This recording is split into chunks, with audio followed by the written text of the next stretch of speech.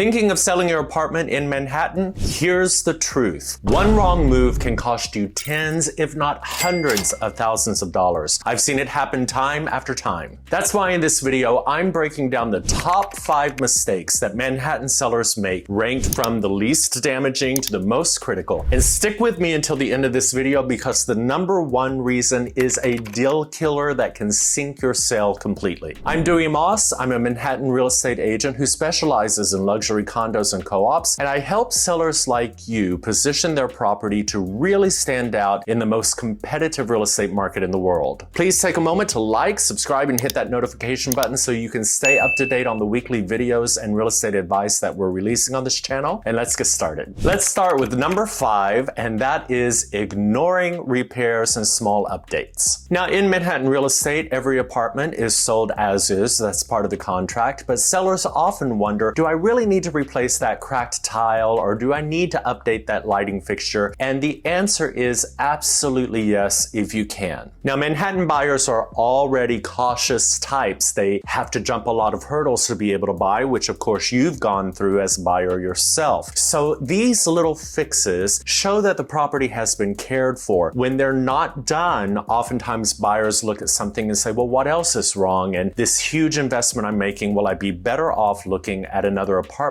that has been cared for? So if nothing else, it's a mental mindset that sends a very strong message about the quality of the apartment. Because Manhattan buyers are already cautious by nature, don't give them a reason to hesitate. Number 4 is not preparing your apartment for sale. Now, this goes beyond staging because not everyone has a vacant apartment that they can stage beautifully. So I'm talking about doing a deep cleaning, replacing some of those old fixtures, decluttering your apartment so that when somebody walks in, they feel like it's in move-in condition. I've walked into multi-million-dollar apartments with scuffed walls and cluttered closets and things all over the place. And you know what happens? Buyers feel uncomfortable and they walk out. So you must put some effort into this. Make it look like it's a home and make it look like it's ready to move in. First impressions matter and preparation is everything. Okay, so far we've covered number 5, ignoring small repairs and updates, and number 4, not preparing your apartment for the market. And these mistakes may seem minor right now, but they chip away at buyers' confidence, and buyer confidence is what drives a strong offer on your unit. Number 3 is a pretty big one, and that is weak marketing and poor photos. Remember that in Manhattan, the first showing doesn't happen live. It happens online. People are searching online, and it's their first impression of your unit. If your photos are dark or unprofessional looking, if you don't have a floor plan in your listing, or worse, if your agent skips a virtual tour of your unit, you are completely invisible to serious buyers. And in a market as competitive as this, invisibility equals lost opportunities. Professional photography, a good listing package, and a strong strategic marketing plan are not optional. They are the baseline if you want to stand out in the competitive market of Manhattan real estate. Number 2 is unique to Manhattan, and that is understanding the co-op and condo process. Selling here isn't just about finding a buyer, it's navigating board packages, financial approvals, and other criteria that must be met by those buyers. So presumably one time you were a buyer and you understand what going through this process is like, but I've seen so many deals collapse because the sellers don't check into what the updates are, what the boards now may be requiring, the different kinds of paperwork that they themselves need to file. So you need to work with someone who understands all that, will be a partner to you and also a partner with the building to make sure that these things get done. This kind of mistake can absolutely delay or even derail the entire sale. All right, so let's check in. Number 5 was ignoring small repairs and updates. Number 4 was not preparing your apartment for the market. Number 3 was weak marketing and poor photos. And number 2 was underestimating the co-op and condo process. Each step really does build in importance, but the biggest mistake is still ahead. And here it is. The number 1 mistake that sellers in Manhattan Manhattan make is overpricing their apartment. This is an absolute deal killer. Now, one thing that's different about Manhattan real estate is that it takes a long time to close on a unit. It can take up to 3 or 4 months with a co-op, sometimes less with a condo. But if you're not pricing your unit correctly, it's going to sit on the market for a long time. It's going to go stale, and people searching online are going to think that there's something wrong with the unit. Now, this does not mean that we don't want to maximize your profit. However, you must look at the market and you must look at what's going on, particularly in your building, because Manhattan is a vertical market, so we need to see what's going on in the building and price it according to what the market can handle. There is a correlation between the days on market and price cuts that you must do in Manhattan to get your apartment to move. And oftentimes,